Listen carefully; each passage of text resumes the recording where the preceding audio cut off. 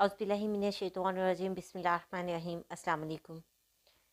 आज की वीडियो में हम मंगल योग पर एक तफसीली बात करने के लिए जा रहे हैं। हम देखेंगे कि कौन से ऐसे ग्रह हैं जिनमें मरीख की मौजूदगी से ख़ास किस्म का योग बनता है जिसको हम मंगल योग कहते हैं, और कौन से ऐसे बुर्ज हैं अगर वो वहाँ पर मौजूद हों तो उस योग के असरात नहीं होते हैं, और जब इन घरों में योग बनता है तो वो इंसान की ज़िंदगी पर किस तरह के असरात छोड़ता है। वीडियो को स्टार्ट करने से पहले मेरी आप लोगों से रिक्वेस्ट है कि अगर आप मेरे चैनल पर न्यू हैं या अभी तक मेरे चैनल को सब्सक्राइब नहीं किया तो सबसे पहले इसको सब्सक्राइब कर लें और बेल आइकन को प्रेस कर दें ताकि मेरे आने वाली वीडियोस के नोटिफिकेशन आपको रिसीव हो सकें।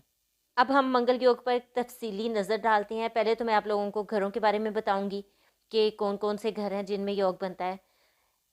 अगर ज़ायचा पैदाइश के पहले घर में मरीख पैदा हो तो एक ख़ास किस्म का योग बनता है, उसको मंगल योग कहते हैं।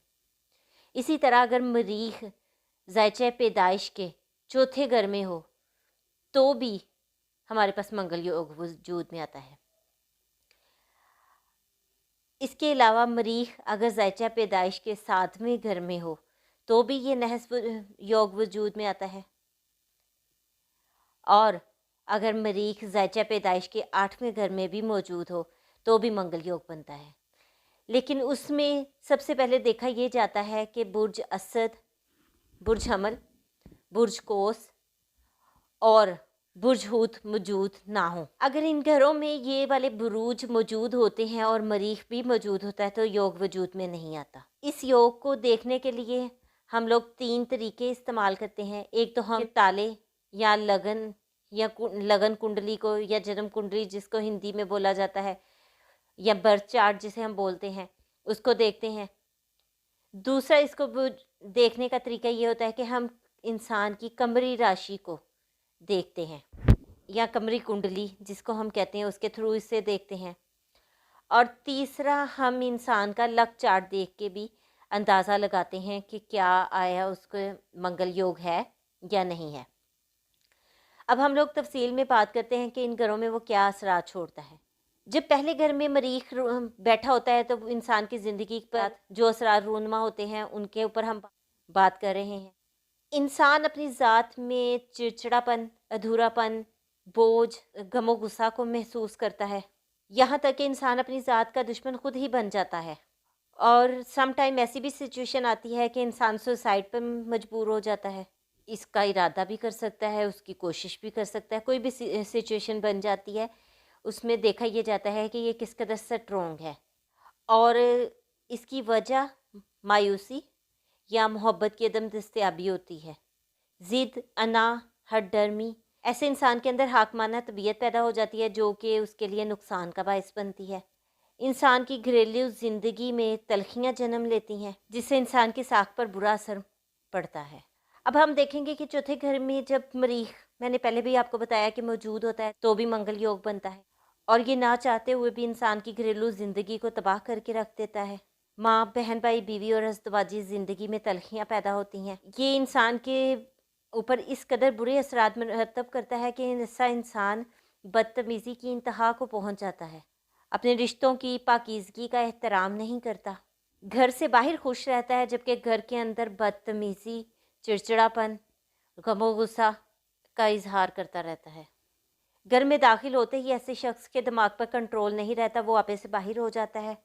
कुछ माहिर नजूम का ये कहना है कि ऐसा शख्स अपनी माँ का दुश्मन बन जाता है, जबकि कुछ माहिरीन नजूम ये भी कहते हैं कि ऐसा शख्स अपने माँ के का कातिल भी होता है। मगर हर चौथे घर के मंगलिक के साथ ऐसा नहीं होता। इस मामले में ज़ायचे में मज़ीद तहकीक की ज़रूरत पड़ती है, और मैंने पहले भी बताया कि इसको हम मुख्तलिफ घरों के साथ नज़रात के साथ देख के कह सकते हैं, जो कि आइंदा आने वाली वीडियोस में आप देखेंगे कि कैसे होते हैं।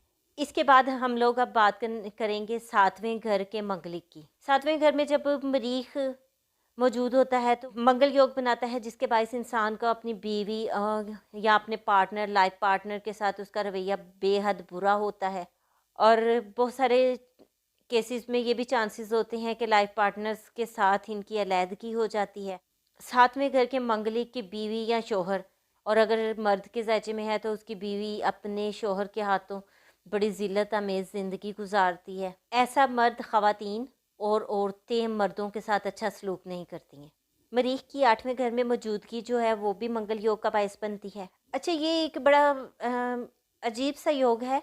8वें घर में जब ये योग बनता है तो उसके असरात बड़े अजीब से होते हैं। ये ऐसा शख्स उठ के अपने बाप दादा की दुश्मनी निभाता है।